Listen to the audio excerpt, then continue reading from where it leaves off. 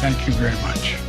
Mr. President, can you tell us, sir, Donald Trump refers to himself as a political prisoner and blames you directly. What's your response to that, sir?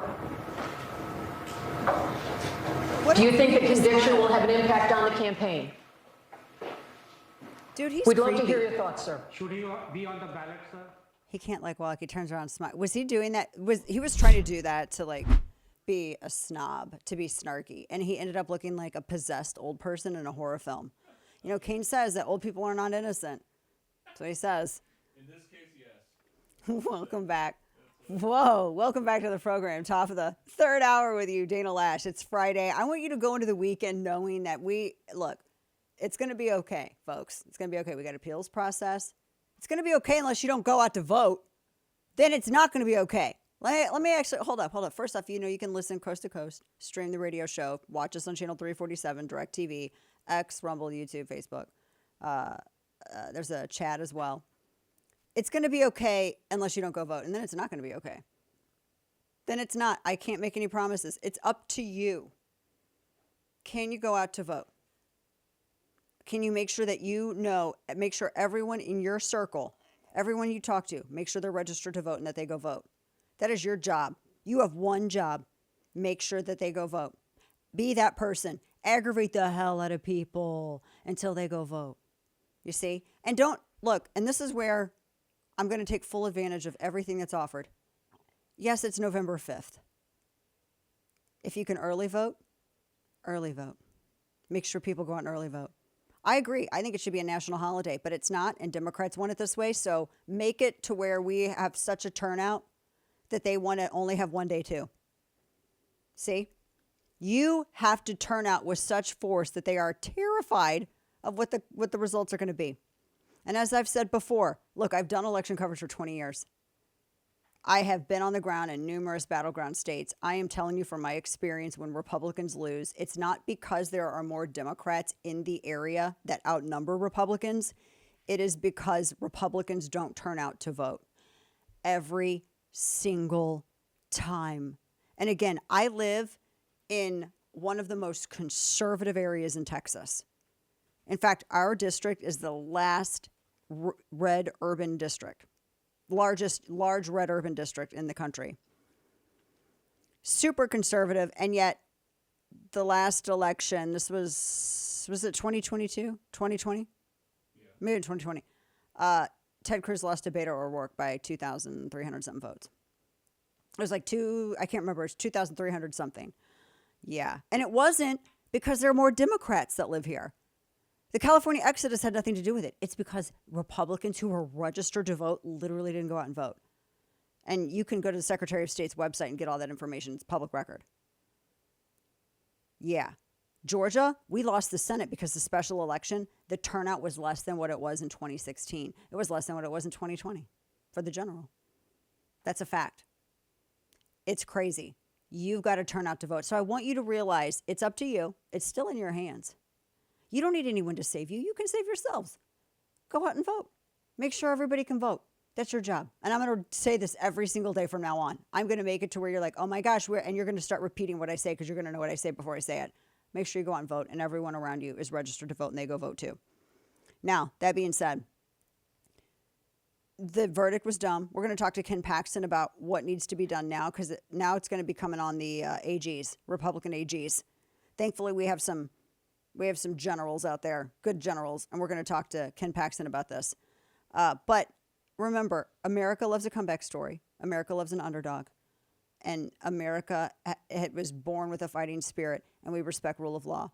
So keep that in mind, okay? Keep that in mind. It's not, I don't want you all to be defeated and all that stuff. That's what Democrats want you to feel like. Stop it. Do not give in to them. Do not give in to them. You're tougher than this. Come on. Now, that being said, there's a couple of stories because we've been talking a lot about the verdict, that I need you to pay attention to, because what do we always say? Whenever stuff like this happens, this is when they choose to drop the other stuff, right? Because they know you're watching what's happening over here, and they're going to drop stuff over here. That's how it always works. And and it being a Friday, yeah, no exception. I want you to listen. This is a soundbite that isn't getting a lot of play right now. It's from Antony Blinken. And so Antony Blinken he's giving a press conference because something came out about what Ukraine is being allowed to do with U.S. weapons. And it's troubling because what could this be used to constitute? You have to think about this. So apparently, we are allowing Ukraine to use U.S. weapons against Russia and on Russian soil. Listen to this audio soundbite because Blinken confirms it. With regard to the use of U.S. arms by Ukraine and Russia, I said this the other day. The hallmark of our engagement, our support for Ukraine over these more than 2 years, has been to adapt and adjust as necessary to meet what's actually going on the battlefield, to make sure that Ukraine has what it needs, when it needs it, to do that deliberately and effectively. And that's exactly what we're doing in response to what we've now seen in and around the Kharkiv region. Over the past few weeks, Ukraine came to us and asked for the authorization to use weapons that we're providing to defend against this aggression, including against Russian forces that are massing on the Russian side of the border and then attacking into Ukraine. And that went right to the president. And as you've heard, he's approved the use of our weapons for that purpose.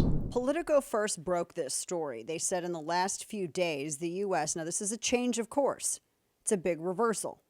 They said that the United States made the decision to allow Ukraine, quote unquote, flexibility to defend itself from attacks on the border near Kharkiv.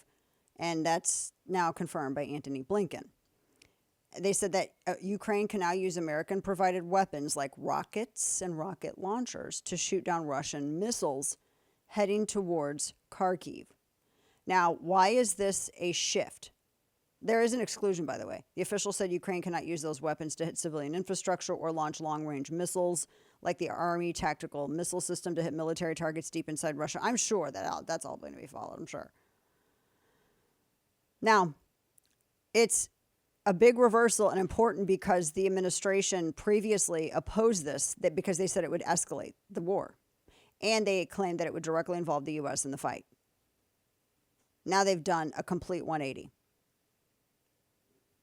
The NSC, the National Security Council, was asked why the reversal. They have not responded. Antony Blinken's was the first response here. He supported the lift of restrictions on this from the beginning. He was the first one to hint, and this was a piece.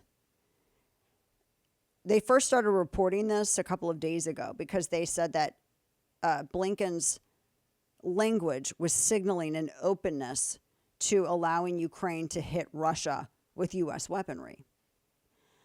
Now, even they said that that NSC's John Kirby, when had previously in discussing it, when he touched on it in other press conferences, he didn't rule out a change. They noticed they started very subtly shifting on this messaging. Now, other U.S. allies like the UK and France said Ukraine would have the right to attack inside Russia using Western weapons. They've maintained that Ukraine should be able to have the right to do this.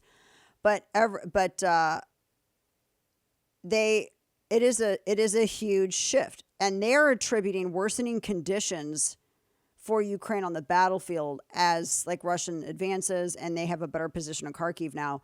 That apparently is what led Biden and the administration to do a 180 on this.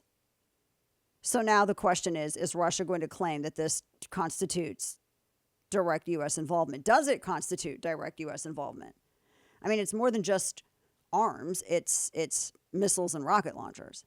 Now they're saying it can only be used to hit their missiles and rocket launchers, and they can't do, deep attacks inside. But do you believe that? Right? I mean, that's like a quasi-fungibility argument, right? I don't know. But that story came out. They waited for all this to happen to officially confirm that. Interesting, is it not?